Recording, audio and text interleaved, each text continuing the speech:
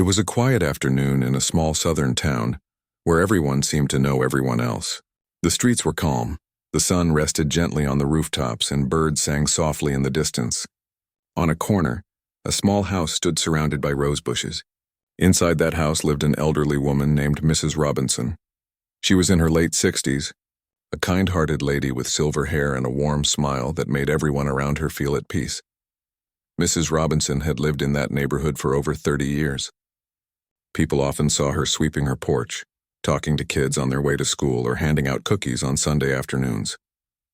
She lived a simple life, quietly enjoying her days filled with church visits, reading her Bible, and calling her son, who served far away in the military. Her son, Daniel, was everything to her. He had joined the Army years ago and later became part of a special operations team. Though he couldn't share many details about his work, Mrs. Robinson knew it was dangerous. Every time they spoke on the phone, he would remind her, "Mom, if anything ever happens, call me first. No matter where I am, I'll always come for you." She kept those words close to her heart. That day started like any other. Mrs. Robinson had just returned from the grocery store, carrying a small bag of bread, milk, and fruit. She placed everything neatly in her kitchen and began humming to herself.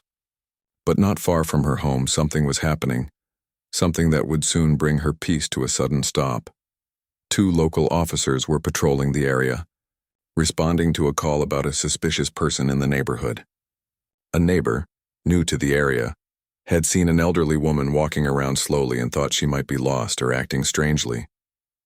The officers arrived with little patience, not realizing who they were about to meet. When they pulled up to Mrs. Robinson's house, she was standing near her mailbox, sorting through some letters. She turned and smiled politely when she saw them approach. "Afternoon, officers," she said kindly. But instead of returning her greeting, one of the officers asked sharply, "Ma'am, we got a report of suspicious activity. What are you doing here?" Mrs. Robinson blinked, a little confused. "This is my home," she said softly, holding out a letter with her name on it. "I live here." The officers didn't seem convinced. They exchanged looks, perhaps thinking she was confused or hiding something. One of them stepped closer. "Do you have any identification?" he asked. "Yes, inside. I can go get it," she replied, turning toward her front door. But as she moved, one of the officers raised his voice, thinking she was ignoring him. "Stay where you are," he shouted, his tone startling her. The sudden harshness made her heart race. Her hands trembled as she tried to explain. "Sir, I'm just getting my ID. It's in my purse by the door." Neighbors started peeking through their curtains, sensing tension. Mrs. Robinson's friendly neighborhood suddenly felt cold and distant. She stood frozen, trying her best to stay calm, but the officers seemed impatient. They asked more questions, their voices growing louder, treating her more like a suspect than a resident. Mrs. Robinson felt her chest tighten. "Please," she said quietly, "I didn't do anything wrong." At that moment, a misunderstanding spiraled out of control. The officer's assumptions and her nervousness created confusion. They tried to restrain her, thinking she was resisting, though she was only frightened and pleading for space. She stumbled and fell onto the ground, her fragile body hitting the pavement hard. The sound echoed down the street. For a moment, everything went still. One of the officers quickly realized the situation had gone too far. The elderly woman lay on the ground, struggling to breathe. Her voice was soft, filled with pain and disbelief. "Why are you doing this?" "I live here," she whispered. The other officer, looking shaken now, radioed for medical help, realizing this wasn't what it seemed. But the damage was done, physically and emotionally. Within minutes, neighbors came out, one of them recording the scene from their porch. They recognized Mrs. Robinson and shouted, "She's lived here for years. What's wrong with you?" The officers looked around nervously, now surrounded by angry neighbors. When the ambulance arrived, Mrs. Robinson was helped to her feet. She didn't say much. Her eyes were wet not only from pain but from humiliation. The officers tried to explain it was a misunderstanding, but the crowd didn't buy it. She was taken to the hospital for a checkup, while the police car quietly followed behind. At the hospital, a nurse spoke gently as she cleaned a small cut on her arm. "You're going to be okay, ma'am," she said softly. Mrs. Robinson nodded but stayed silent. Her mind replayed the scene again and again, the shouting, the fall, the disbelief that after all these years of living peacefully, something like this could happen to her. That evening, after being cleared by the doctor, she returned home. Her house felt empty now. The flowers outside didn't look as bright. Her heart was heavy, but beneath that sadness, something else began to grow. Resolve. She slowly walked to the kitchen, where her old cell phone sat charging on the counter. She stared at it for a long time. Then she picked it up and scrolled through her contacts until she found the number she hadn't called in months. Her hand trembled slightly as she pressed the call button. The line rang twice before a deep voice answered. "Hey, Mom," said her son Daniel, sounding cheerful. "Everything okay?" For a moment she couldn't find the words. The sound of his voice almost broke her.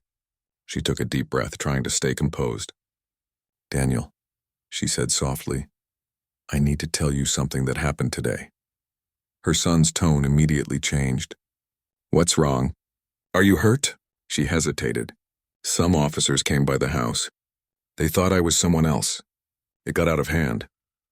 There was silence on the other end for a few seconds, the kind of silence that feels heavy. Then Daniel spoke again, calm but firm. "What do you mean, got out of hand?" "I'm fine now," she tried to assure him. "It was just a mistake."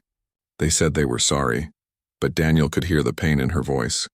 He knew his mother, the way her voice trembled slightly when something truly hurt her. "Mom, tell me the truth. Did they hurt you?" Tears welled up in her eyes. She didn't want to worry him, but lying felt impossible. "They scared me," she said quietly. "They threw me down. People were watching. I just felt so small." Daniel didn't respond right away. His breathing slowed.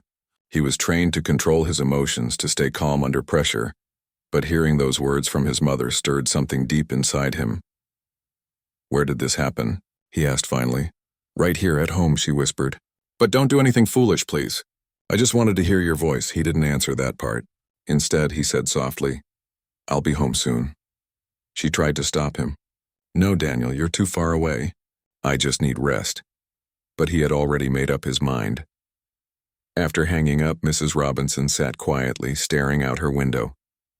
She didn't know what her son planned to do, but she knew his nature, calm, disciplined, and fiercely protective. Deep down she trusted him, but she also feared what might follow. Outside, the evening settled in. Streetlights flickered on and the town seemed to return to its usual calm. Yet inside her house the air felt heavy, like something unseen was shifting. Daniel sat miles away in a dimly lit military base, staring at his phone screen. He replayed his mother's trembling voice in his mind. Every part of his training told him to stay calm, to follow protocol.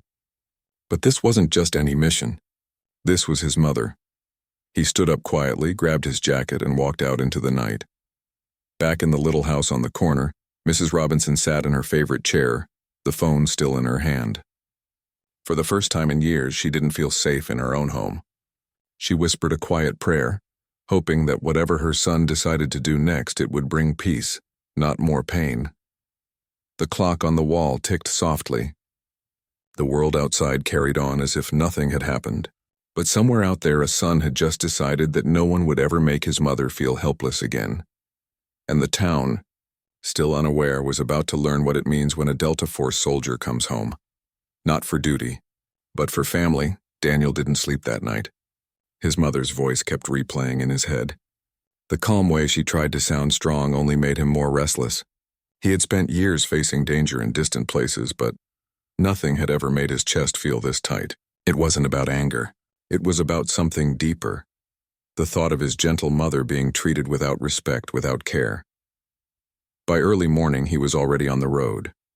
The base commander had given him a short leave after Daniel requested an emergency family visit. He didn't explain the details. He simply said, "It's my mother." The commander saw the look in his eyes and nodded without questions. The drive home was long and quiet. Miles of empty highway stretched ahead, the sky still pale from the rising sun. Daniel's hand stayed firm on the steering wheel, his thoughts scattered between memories and emotions. He remembered his childhood, his mother walking him to school, cheering for him at every small achievement, holding him when life got hard. She had always been strong for him. Now it was his turn to be strong for her. When he finally reached his hometown, the streets felt smaller, more fragile than he remembered. The old grocery store still stood by the corner and kids still played near the park. But something in the air felt different. Maybe it was just him, older, changed by what he'd seen and done over the years. He parked his car outside his mother's small house. The rose bushes she loved were still blooming, though some petals had fallen to the ground. He stood there for a moment, taking a deep breath before knocking on the door. It opened slowly. Mrs. Robinson stood there, wrapped in a shawl, her face lighting up with a weak smile the moment she saw him. "Daniel," she whispered, her eyes filling with tears. He stepped forward and hugged her tightly. "Hey, Mom," he said softly, holding her for a long moment. He didn't want to let go. When they sat down inside, the room was quiet except for the ticking clock. Daniel looked around. Everything was still the same. The photo of his father on the shelf, the cross above the doorway, the old armchair she always sat in. Yet somehow it all felt different now. She made him tea and tried to act like nothing had happened, but Daniel could see the small bruise on her arm and the tiredness in her eyes. He gently touched her hand. "Tell me everything," he said. At first she tried to make it sound small, like it wasn't a big deal, but as she spoke, her voice began to shake. She told him about the officers, how they had accused her, how the situation got out of hand, and how helpless she had felt on the ground. Her voice cracked when she said, "I kept telling them I live here, but they didn't believe me." Daniel listened quietly, his eyes fixed on her. He didn't interrupt. When she finished, he stayed silent for a long moment. "Did they come back?" he asked finally. "No," she said softly. "But some neighbors did. They were kind. They helped me inside, called the hospital, and one of them even brought soup." He nodded slowly. "And the officers?" "They said it was a misunderstanding," she replied, her voice low. "They apologized later, but—" She paused. It still hurt. Daniel leaned back in his chair. His jaw tightened, but he stayed calm. He wasn't someone who shouted or acted without thinking. His training had taught him control, but it had also taught him how to uncover truth quietly. He looked at his mother with warmth. "I'm glad you're okay," he said softly. "That's what matters most. But I need to know who they were." She looked at him, a bit worried. "Daniel, don't do anything that could bring more trouble. Promise me that." He smiled faintly. "You raised me better than that, Mom. I just want to talk." He stepped outside after she nodded reluctantly. The air was cool, the kind that carried the smell of morning dew and wet grass. A few neighbors were out watering their lawns. When they saw him, some came over to greet him. They had heard what happened. "Your mom didn't deserve that," said an older man who lived across the street. "She's been part of this neighborhood longer than anyone." Daniel thanked him. "Did you see what happened?" The man nodded. "I saw most of it. She was just checking her mail. Then the police showed up and started questioning her. She tried to explain, but they didn't listen. It was hard to watch." Another neighbor, a young woman holding a phone, added, "I recorded part of it. People online are talking about it. It's already spreading." Daniel asked if she could send him the video. She nodded and texted it to him. He thanked her and went back inside. Sitting on the couch, he watched the short clip. His mother stood by her mailbox, calm but nervous. The officers were loud, impatient, misunderstanding her every move. Then the moment came when she stumbled and fell. The video ended there, shaky and full of neighbors' voices shouting in disbelief. Daniel closed his eyes. He wasn't angry, not the way most people expected him to be.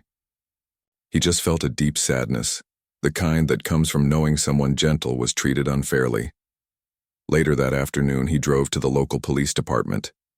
Mrs. Robinson didn't want him to go, but he promised her again, "I'm not here for revenge. I just want to understand." When he entered the small station, a few officers looked up, curious. His calm, confident presence drew quiet attention. He asked to speak to the chief, who eventually came out from his office. The chief was an older man with tired eyes. "Can I help you?" he asked. "Yes, sir," Daniel said politely. My name is Daniel Robinson. I'm here about my mother. Recognition flickered in the chief's eyes. Ah, Mrs. Robinson. Yes, I heard about that incident. It was an unfortunate misunderstanding. Daniel's voice stayed calm. I've seen the video. The chief sighed, rubbing his forehead. It shouldn't have happened. The officers involved are under review. They didn't follow proper communication protocol. Your mother deserves an apology, and she'll get one formally. Daniel nodded slowly. That's the right thing to do. He paused, then added, but you should also know she's not just anyone. She's the heart of that neighborhood. People look up to her. When something like this happens to someone like her, the whole town feels it. The chief looked down for a moment. You're right, he admitted. We'll handle it properly. Daniel didn't push further. He thanked the chief for his time and left. He believed in letting the system work first, but he also knew that his presence alone had made a difference. The officers who had been careless would now have to face their mistakes. That evening, he returned home to his mother, who was sitting by the window, knitting quietly. She looked up as he walked in. Did you go there? She asked gently. I did, he said, and they're taking responsibility. She smiled faintly, her eyes filled with relief. I didn't want you to get in trouble, Daniel. He sat beside her and smiled back. You raised me to do things the right way. As night fell, they sat together, watching the stars through the window. For the first time in days, Mrs. Robinson looked peaceful again. But as Daniel looked at her, he knew there was more to do. He wasn't satisfied with just apologies. He wanted to make sure no one else in that community would ever go through what his mother did.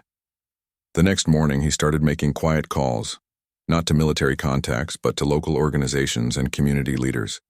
He talked about awareness, about training for officers, about understanding and respect. People listened because his story, his mother's story, touched something real. By the end of the week, local news began to cover it. The video had reached people across the town and beyond, not in an angry way, but in a way that made people think.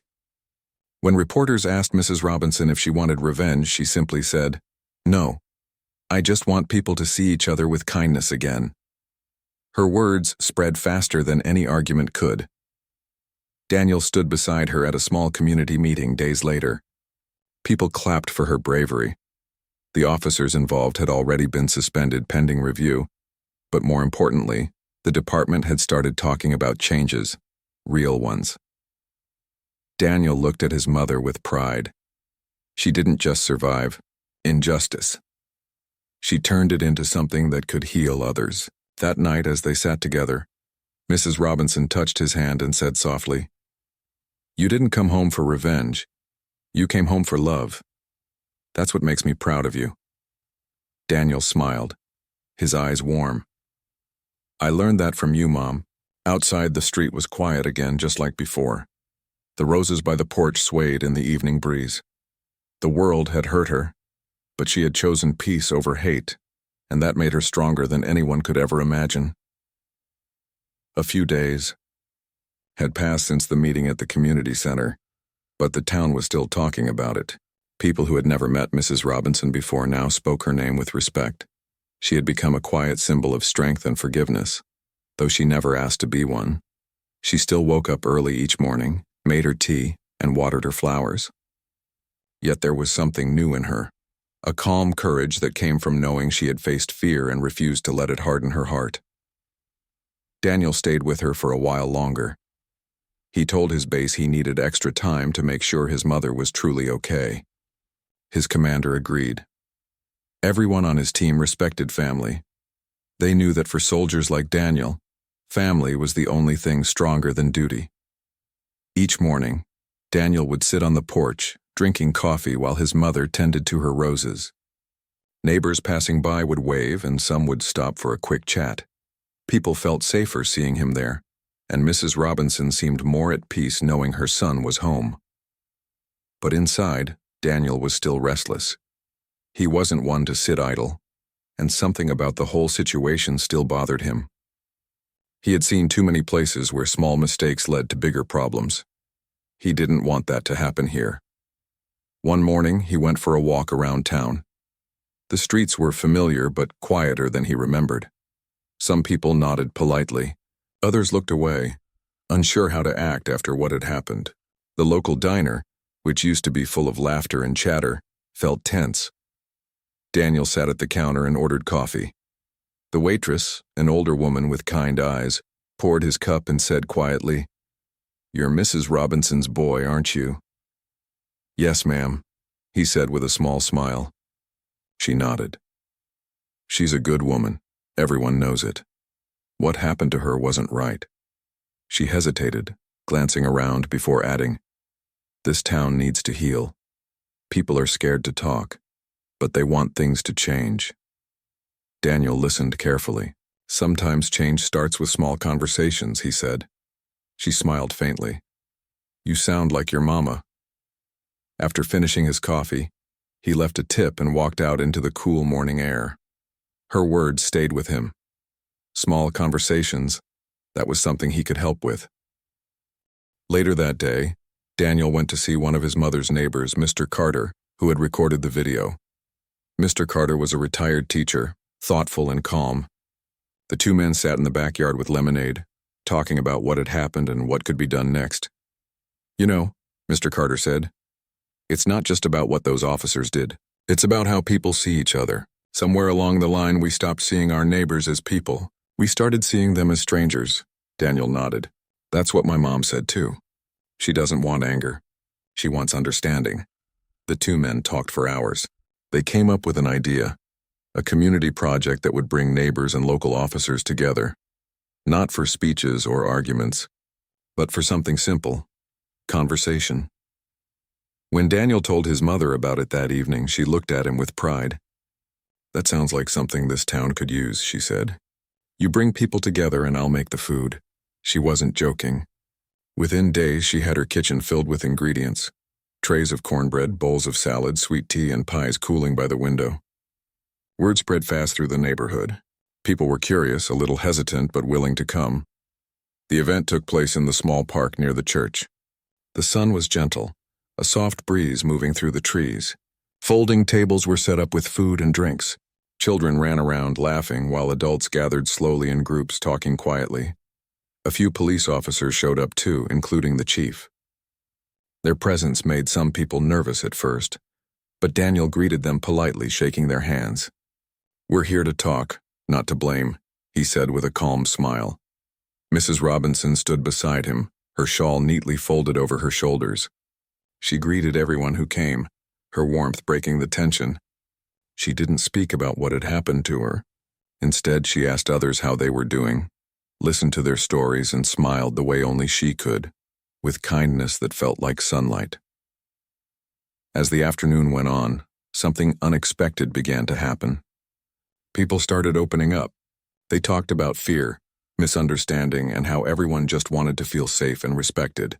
The officers listened quietly, and when it was their turn, they admitted they had things to learn too. One of them said, "We see so much bad every day that sometimes we forget the good people we're here to protect. That's on us." No one clapped, but everyone nodded. The honesty in that moment was enough. By evening, the park was filled with laughter again.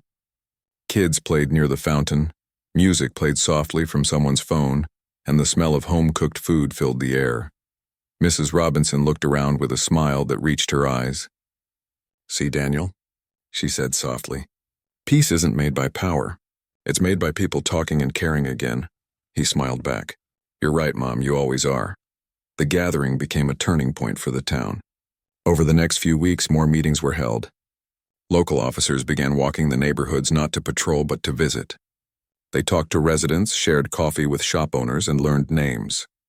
The fear that had once hung in the air slowly began to lift. Mrs. Robinson became a quiet advisor in those community talks. She didn't lead them, but people listened when she spoke. She often said, "If we want respect, we must also give it. Not because others deserve it, but because we do." Daniel watched all this unfold with pride. His mother had turned pain into purpose. Her kindness, even after being hurt, had healed more people than she could ever imagine. But there was still one more thing he wanted to do. One evening, he drove to the edge of town to meet the two officers involved in the incident. They had requested to speak with him privately. It was a quiet spot near the river, the sun setting behind the trees. They looked nervous as he approached, but he greeted them with a calm handshake. "I'm not here to fight," he said gently. "I just want you to know what that day did to her." One of the officers looked down, regret written all over his face. "We were wrong," he said. "We acted too fast. We let our assumptions guide us instead of our duty. I can't take back what happened, but I want to do better." Daniel studied them for a moment, then nodded. "Then do better," he said simply. "Not for her. For yourself and for every person you'll meet after this." The officer nodded. "We will." They stood in silence for a moment, the sound of water flowing gently beside them. Daniel knew they meant it. Sometimes people needed to face their mistakes to grow. When he returned home, his mother was sitting on the porch watching the stars. He sat beside her and told her what had happened. She listened quietly, then reached over and held his hand. "I'm proud of you," she said softly. "You found peace without anger." "That's not easy to do," he smiled faintly. "I learned from you, remember?" She chuckled. "Maybe we both learned from life." They sat together in silence for a while, the night calm and filled with the sound of crickets. Daniel felt something he hadn't felt in a long time. True peace. Not the kind that comes from victory, but the kind that comes from healing. The next morning, when the sun rose over the small town, everything felt new again. Children played outside, neighbors greeted one another, and Mrs. Robinson's roses glowed in the soft light. Daniel helped her in the garden, pulling weeds and trimming stems. "You know," he said, "these roses remind me of you. They've been through storms, but they keep blooming." She laughed softly. "Maybe that's what we're all meant to do, Daniel. Bloom again no matter what happens." He looked at her and smiled, realizing she was right. She always had been. The town wasn't perfect now, but it was better. And for Mrs. Robinson and her son, that was enough. Because change didn't come from anger or force. It came from love, forgiveness, and courage to start again. That night, as Daniel prepared to leave for duty again, his mother hugged him tightly. "Promise me you'll take care of yourself," she said. "I will," he replied. "And you promise me to keep smiling?" She smiled up at him. "As long as you keep coming home." He kissed her forehead, whispered goodbye, and walked toward his car.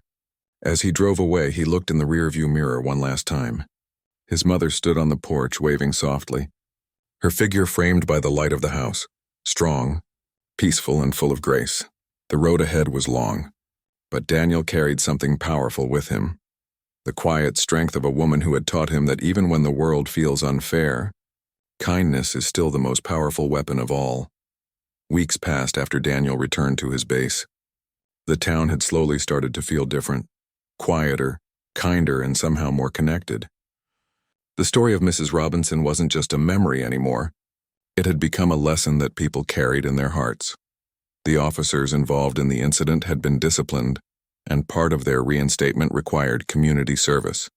Instead of resentment, they showed up every weekend at local events, helping rebuild small things around the neighborhood: a fence, a playground bench, or the church steps. People noticed the change. It wasn't about erasing what happened.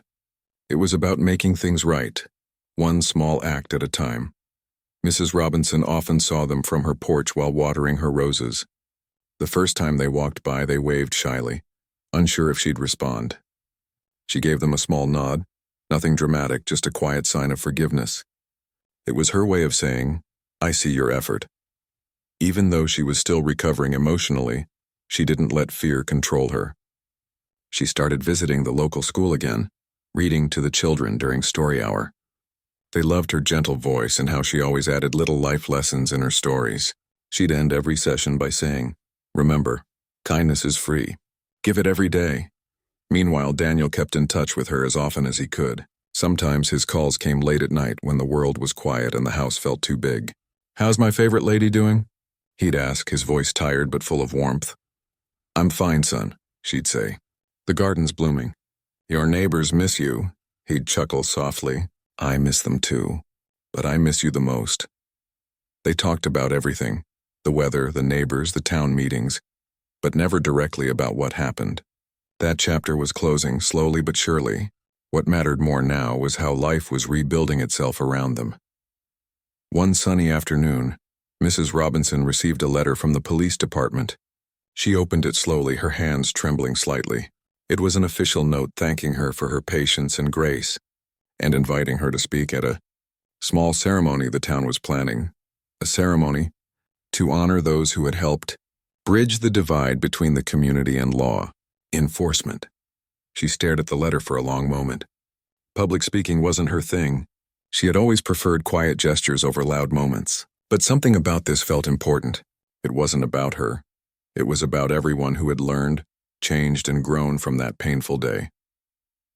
That evening, she called Daniel. He answered quickly. "Hey, Mom, how are you?" She smiled at the sound of his voice. "I got a letter today. They want me to speak at the town ceremony next month." There was a pause. Then Daniel said softly, "You should do it." "You think so?" "I know so. You're the reason people found peace again. You don't have to make it fancy. Just speak from your heart like you always do." She thought about it and finally nodded. "All right then. I'll try." In the weeks leading up to the event, the town came alive with preparation. The park where the first community gathering had taken place was chosen for the ceremony. Banners were made, chairs were set up, and volunteers helped clean and decorate the space. Children painted signs that read, "Together we are stronger," and "One town, one heart." On the day of the ceremony, the air was bright and warm. People filled the park, families, officers, teachers, and church members. Even those who rarely came out to public events showed up, drawn by curiosity and respect. Mrs. Robinson sat near the front, wearing a simple light blue dress. Her son couldn't be there in person, but he had sent her a small silver locket with a note inside that said, "For the strongest woman I know." She wore it proudly around her neck. When her name was called to speak, she stood slowly and walked to the small wooden podium. The crowd went quiet. Some people were emotional just seeing her there and standing tall, graceful, and calm. She began softly, her voice steady but full of feeling. "I never thought I'd be standing here speaking in front of all of you," she said. "A few months ago, something happened that could have broken this town apart. But instead, it brought us together. People listened closely. I won't lie, that day was one of the hardest of my life," she continued. "But what followed was something powerful. I saw neighbors stand up for one another. I saw people talk instead of shout. I saw officers willing to learn and change. And I saw forgiveness where there could have been only anger." Her voice grew stronger as she went on. "This isn't just about what happened to me. It's about what happens next to all of us. We can't undo the past, but we can choose what we become after it. And I believe we can be better." There was silence for a moment. Then the crowd began to applaud, and not wildly but warmly, with genuine respect. The chief of police stood up, along with several community leaders, and they applauded her too.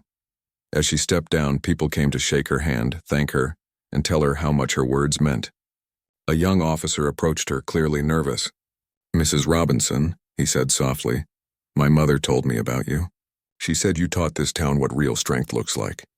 She smiled and gently placed her hand on his arm. "Strength isn't about being tough, son. It's about staying kind when it's hardest to." That night when she got home, she found a message waiting on her phone. It was from Daniel. "I saw the video of your speech," he said. "You were incredible, Mom. I'm so proud of you." Tears filled her eyes as she listened to his voice. She sat on the porch looking up at the stars, feeling his love even from miles away. Over the following weeks, things in town continued to shift. New programs started: youth mentorship, open forums, and joint volunteer projects between police and residents. The energy was different now. People looked each other in the eye when they spoke. They greeted strangers with smiles. One Sunday, Mrs. Robinson noticed two officers helping fix a broken swing at the playground. Kids laughed nearby, and parents watched with appreciation. It was a small scene, but to her it meant everything. She walked over, holding a basket of cookies. "You boys must be hungry," she said with a gentle smile. They laughed and took the cookies, thanking her. "Your kindness never ends, does it?" one of them said. She chuckled. "That's how the world keeps turning." That night, she sat by the window watching the sunset paint the sky with gold and pink. She thought about her late husband, about Daniel, and about all the people who had come together after so much pain. Her phone buzzed again. Another call from Daniel. "Hey, Mom," he said, his voice soft. Guess what? "What, son?" "I got a few weeks of leave next month. I'm coming home. Her eyes lit up. Oh, that's wonderful. I want to see how much your roses have grown, he added with a smile in his voice. They've been waiting for you, she replied warmly. When she hung up, she felt her heart swell with gratitude. The world wasn't perfect, but it was better. People were learning, changing, and growing, and she knew that Daniel's visit would be more than just a reunion. It would be a celebration of how far they'd come. As the evening breeze rustled the curtains, she whispered a small prayer, not for revenge or justice, but for peace. Peace for her town, for her son, and for every person who had learned that kindness is stronger than hate. And far away, under the same sky, Daniel sat outside his base, looking at the stars, feeling the same peace she did. He smiled quietly, knowing his mother had turned pain into something beautiful. He whispered to himself, "That's my mom."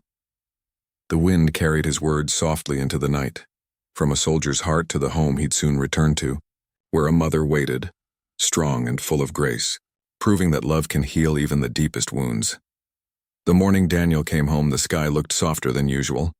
The sun rose slowly over the rooftops, washing the town in a golden glow. Mrs. Robinson stood on her porch, her hands trembling slightly as she adjusted her hat. She had been awake since dawn, waiting for her son. The air carried that quiet kind of excitement that only comes when love is returning home. When the sound of a car engine echoed down the street, she turned toward it, her heart racing. The car stopped right in front of her house and the door opened. Daniel stepped out wearing simple jeans and a dark shirt, looking a little tired but full of life. For a second, they just looked at each other. Then he smiled, that same smile that could light up a room. She rushed toward him, her steps small but quick. And before either of them could speak, she was in his arms. "My boy," she whispered, her voice breaking. "I'm home, Mom," he said softly, holding her close. "I'm home." They stood there for a long time, neither wanting to let go. It wasn't just a hug. It was the kind that healed everything unspoken. Once inside, the house smelled just like he remembered. Fresh bread, lavender, and the faint scent of old wood. She had cooked his favorite meal, even though she knew he would have been happy with anything. "You didn't have to go through all this trouble," he said, looking around with a smile. She waved him off. "You've been through enough. Let me spoil you a little." They sat together at the table, sharing food, laughter, and old memories. Every now and then she'd glance at him just to make sure he was really there. The lines around her eyes deepened when she smiled. After lunch, they went for a walk around the neighborhood. People waved as they passed, some calling out Daniel's name. The town remembered what he had done, not just for his mother, but for the spirit of the community. They stopped by the park where the ceremony had been held. The benches were painted fresh and the trees swayed gently. Daniel looked around quietly. "You know, it feels different here," he said. "It is," she replied. "People talk to each other more now. They help each other." "I think the town's heart started to heal." He nodded, taking a deep breath. "You did that, Mom," she shook her head. "No, we all did." Later that evening, they sat on the porch watching the sunset. The sky was painted with shades of orange and purple, and the crickets had just started singing. It was peaceful, the kind of peace that only comes after a storm. Daniel leaned back, sipping his tea. "Mom," he said after a moment, "when I got that call from you that day, I don't think I've ever felt fear like that in my life." She looked at him, her eyes soft. "I know, son. But what matters is you came home safe, and so did I." He was quiet for a while. Then he said, "I keep thinking about everything that happened, about how things could have gone worse, but somehow it all turned into something good. That's what faith does," she said gently. "It turns pain into purpose," he smiled faintly. "You've always believed that." "Because it's true," she replied. "If we hold on to anger, it eats us from the inside. But if we choose kindness, even when it hurts, it changes everything." Night began to fall. The streetlights flickered on, casting a warm glow over the quiet road. Neighbors walked their dogs. Children played a little longer before being called inside, and everything felt calm. Daniel's phone buzzed. A message from his unit, checking in. He looked at it and then turned it off. "Not tonight," he said. "Tonight, it's just family." Mrs. Robinson smiled, her heart swelling. "That's all I ever wanted." Over the next few days, Daniel spent time around town. He helped paint the local community center, fixed a few things around the church, and even joined a group of teenagers in their self-defense class. They looked up to him like a hero, asking him questions about discipline and courage. One boy asked, "Sir, how do you stay strong all the time?" Daniel smiled. "I don't, no one does. But strength isn't about never falling. It's about standing up again every time you do." The boy nodded thoughtfully. That evening, he went to visit the police station, the same one where so much of the past pain had begun. The chief greeted him respectfully and invited him in. The atmosphere was different now, open, humble, and cooperative. They talked about continuing community work, training, and how to build trust. Before leaving, Daniel looked around and said, "I appreciate what you're doing here. My mother always believed in second chances. I'm glad the department does too." The chief nodded. "We learned that from her." When he returned home that night, Mrs. Robinson was sitting on the porch again, her knitting basket beside her. She looked up and smiled. "Busy day?" He nodded. "A good one. You look at peace," she said softly. "I think I am," he replied. For the first time in a long while,